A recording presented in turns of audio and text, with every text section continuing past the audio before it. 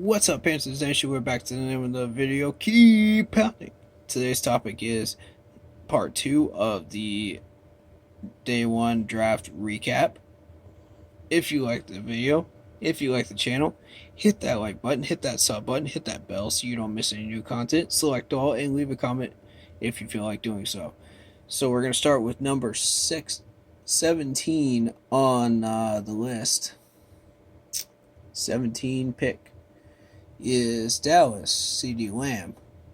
Now this one does not surprise me because the wide receivers were bound to start going off the board at some point in the first round. I just wasn't sure how many of them were going to go off the board or when. But you got Mike McCarthy as the new head coach of the Dallas Cowboys. So of course he's going to be looking at very good wide receivers like CD here from Oklahoma, and he's an impressive playmaker with spectacular ball skills and running ability.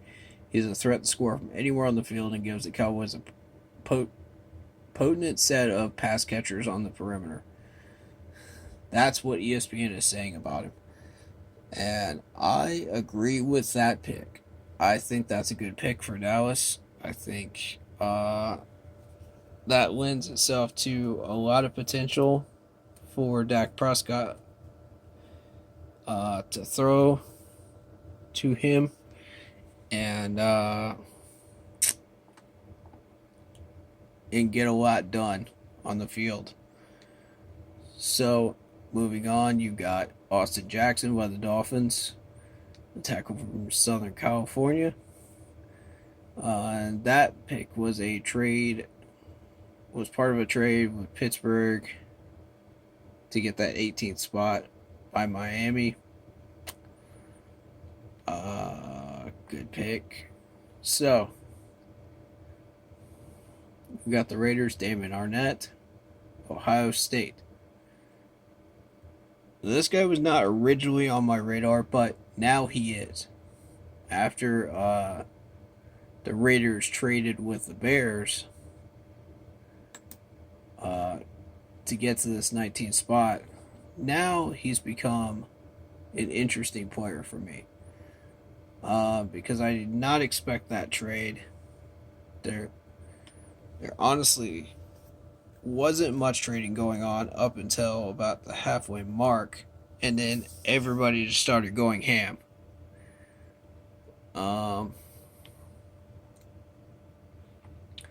So you've got a rock solid cornerback with a steady game that's better than advertised. Arnett plays with technical savvy and discipline that's common in veteran corners. He has the capacity to play press or off, and plays with outstanding vision and as a zone defender. I agree with this. I haven't seen much tape on him, so I'll have to look that up and do some research on him. But for the most part, I do remember he was able to stop a good chunk of our plays at Clemson during the bowl game. And I think that's a good pick for them. You know, the Raiders are looking for defensive help. They need a corner. I think that's a solid pickup since they can't get some of the other guys that are up there that were taken higher. So then you got Jacksonville, who traded with LA, and they went for Kevon Chausson. I think I said his name right. Chausson? Spelled with two S's. I have no idea. He's an edge rusher from LSU. I don't recognize that name, but I do know that LSU had some nasty pass rushers last year. They were really, really fast and very, very dangerous. And if you were not set, if you were not ready, if you were even the slightest bit off, these guys would attack like rabid hound dogs. Uh, it was a rough game against LSU. I'll say that in the championship game. And I saw a good chunk of what they could do. And while I don't recognize that name offhand, I'm sure he was one of the two that was wreaking havoc on my Clemson offensive line. Uh, so that's a good pickup for the Jaguars. You know, they're looking for some pass rush help. They didn't have much pass rush last year. They had a lot of trouble in that area in particular. So I like that move. Now the Eagles.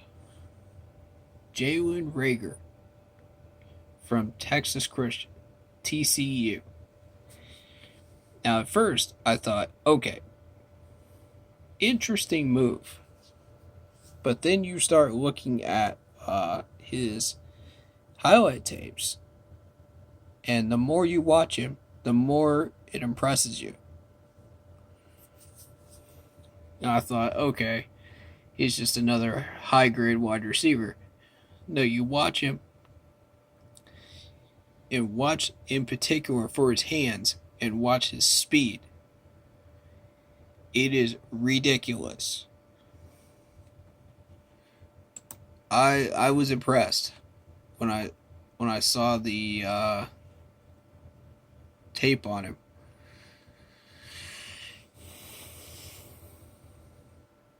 He's a deep threat on the outside, and they're looking to upgrade the weaponry around Wentz. It's not a surprise to see Reagor get the call at this point in the draft. No, it isn't. I agree with that, ESPN. I 100% agree with that. He's going to be a threat. No doubt about it.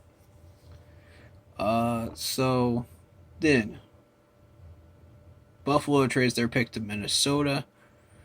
Justin Jefferson, wide receiver, LSU. And again, watch. LSU had some talented wide receivers. These guys had some skill. You know, they were fast. They were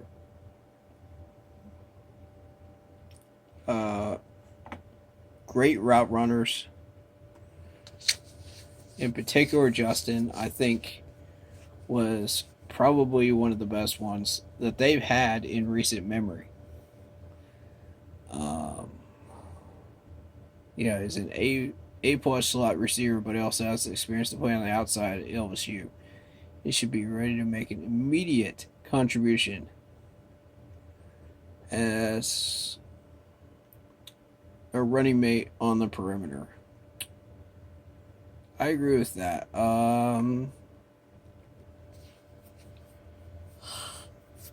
Excuse the yawn, it's late. But they were looking to replace Stephon Diggs. And I think that's a pretty good move to do that. Exactly. Then you got Kenneth Murray. And Kenneth Murray was an excellent move by the Chargers. I just want to bring up his stats here so I can tell you about him. He's 6'2", 243 pounds, from Oklahoma, and he's a linebacker. Now, this guy caught my attention right away. He was mentioned by about 2 or 3 people, and he immediately caught my attention because of the fact that he is a solid tackler. And when I say solid tackler, I mean in 2018 he had 71 solo tackles, 84 assisted, for a total of 155 tackles. that year. 4.5 sacks. 2 passes defended. The guy's an absolute monster.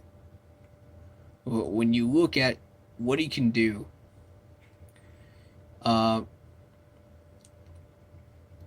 he can blow up those offensive lines. He can just plow right through some players. It's not a surprise to me that the Chargers took him at all. He was on my radar for the longest time in the last 3 days. But in last year, he had 102 total tackles, 69 solo, 33 assisted, 4 passes defended, 4 sacks. I mean, the guy's consistent, if nothing else. And he's just built like a tank. You look at his stats, that 243 pounds looks a lot bigger on tape. It really, really does. You're thinking, okay, 243 is a little small for a linebacker. No, this dude is a tank. You should see him play. Then you'll know exactly what I'm talking about. I've watched him a few games, and I know exactly what he's capable of. I also want to read off Isaiah Simmons' numbers because of the fact that Arizona took him, and I neglected to do that in the past video. So his best year was last year: 104 total tackles, 67 solo, 37 assisted, 8 passes defended, 7 sacks, 1 forced fumble, 3 interceptions for 42 yards. I mean, the guy's just an animal. The guy's an animal. And it's no wonder when you look at all the things he was able to do. And he even returned a pass for a touchdown, interception.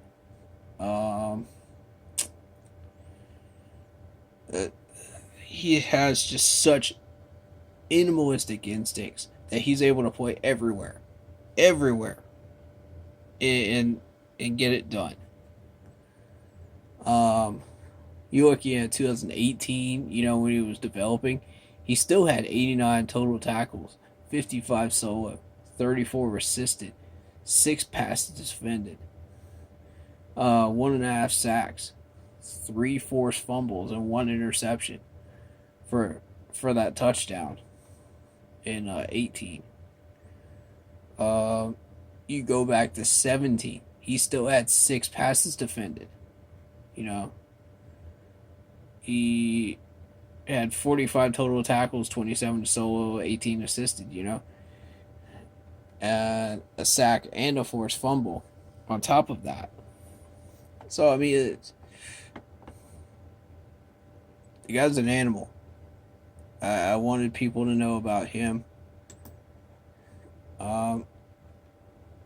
Because the stats don't truly do him justice. They really don't. You have to watch him on film. You have to watch what he's capable of doing and how he does it. He has a method about him, and it works.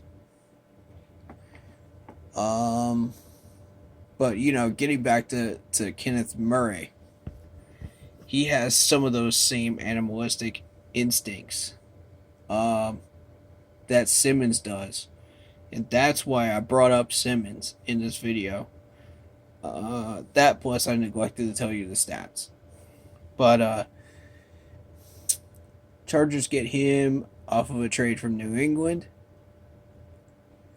Moving on to the Saints, you got Cesar Ruiz. Or Cesar Rules. I think that is.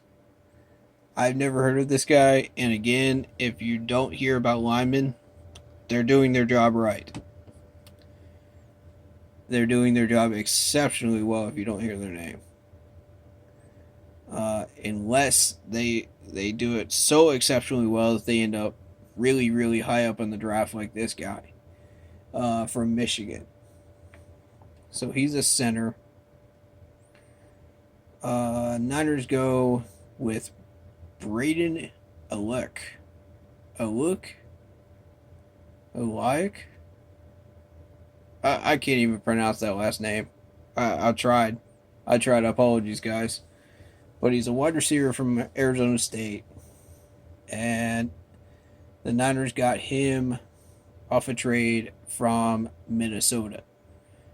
They traded up for him, which was an interesting move.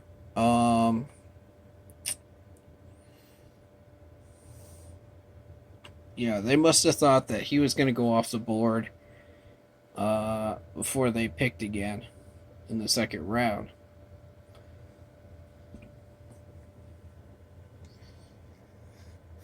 So, yeah, that's interesting because they had a 31st round pick.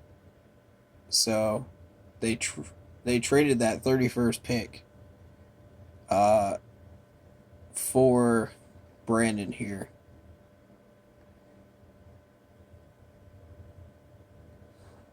Then you move on to the Packers. And, again, I like that pick for the Niners. They need a wide receiver duo and trio out there that can really get things done.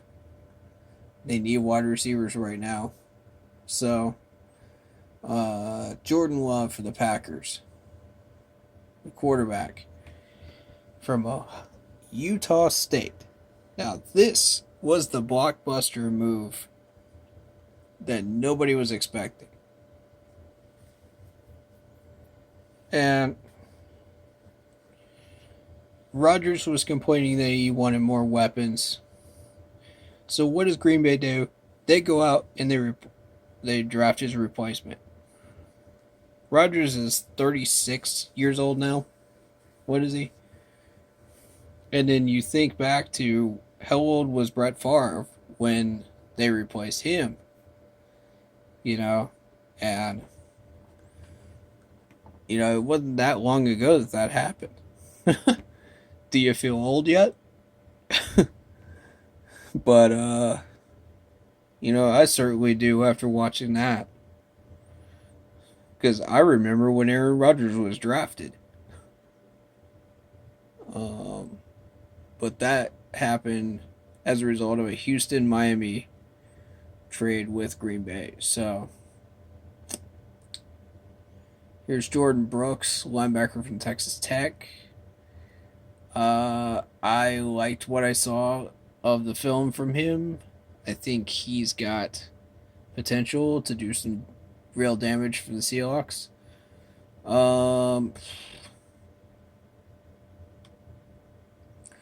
Obviously, you still got Patrick Queen, who was available from LSU.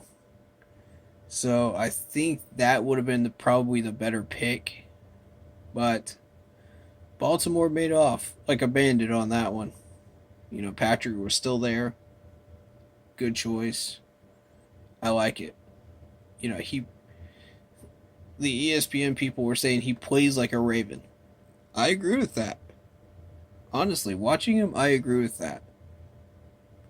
He just has that demeanor. He has that attitude. He has that aggressive play style that matches what Baltimore does. So I agree with that. So then you got Isaiah Wilson, tackle from Georgia. Good move. You want to protect the quarterback, and you also want to open up holes for Derrick Henry. Good move. Georgia's always had pretty good linemen over the past 5 or 6 years. I think Isaiah is probably one of them that would be a good fit for them. So then you got Noah, the cornerback from Auburn. And I'm not even going to try to pronounce that last name. That was a weird pronunciation. But, yeah, Auburn quarterbacks have been very, very solid so far. So I think that's an excellent pick for the Dolphins. You know, they're looking for defensive help. They need help everywhere, but that's a solid start. The Vikings, Jeff Gladney. Gladney from TCU. He's a cornerback. Good move. The Vikings have always been looking for corner help. They've been looking for secondary help over the past few years. They've been solid, but they need help there. So I like that move, and I think that's really going to help solidify them going forward. And finally, you got the Chiefs, Clyde Edwards. Clyde from LSU. Yeah, Clyde Edwards-Helaire. This guy is the steal of the first round, late round picks, because he runs with a speed and a lightning quickness that you want in a running back. You want that in a speed back. He has excellent route running skills. I agree with that. ESPN said that. Is one of the best pass catchers we've seen in recent drafts, while showing a tough, hard-nosed game that enabled him to stay on the field as a three down running back, rather. I agree with all of that. You know, he's got the talent to stay on the field for a good number of years. I think he'll still be there. You know, and I like how they described him, you know. I think as far as durability, he's going to be there for a good 6-7 years at least, just starting out. Just because of his speed. And I think it won't take him long to adjust to the NFL and how the Chiefs are doing things. But he is definitely another weapon in the depth chart that the Chiefs can utilize. They've already got tons already, but adding him just really, really solidified that depth chart and that roster to the point where it's getting scarier and scarier.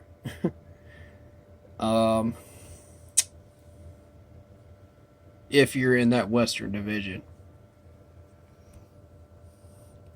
Like the Chargers and like Oakland are right now. So, that being said, that is your first round reactions. I'm going to be doing round by round reactions.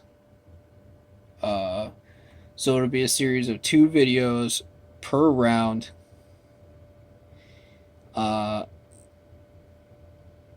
We do have the round 2 of the draft, 2 and 3 coming up tomorrow. So round 3 reaction will probably be late getting out. But I'll be recording that one not tomorrow, but the next day. So yeah, I'll be recording that on Sunday, and I'll try to get that out on Sunday for you guys. 4 through 7 will probably be out either Monday or Tuesday. Depending on how those videos come out, we'll see. And when. Check the Facebook page. that I'll have updates on when those are going to come out. And if there are any delays or anything that I need to look up research wise before I can record them, then you'll know about it. But that's the best way to find out about that. Link will be in the description. Look for that. And hit that like button, hit that sub button, hit that bell so you don't miss any new content. Select all and leave a comment. Please do. And I will see you guys in the next video. Stay safe, stay healthy, follow the guidelines. Thank you to all the essential workers out there. I appreciate all of what you do, and we all do too. We'll get through this, and we'll get back to football. Keep pounding.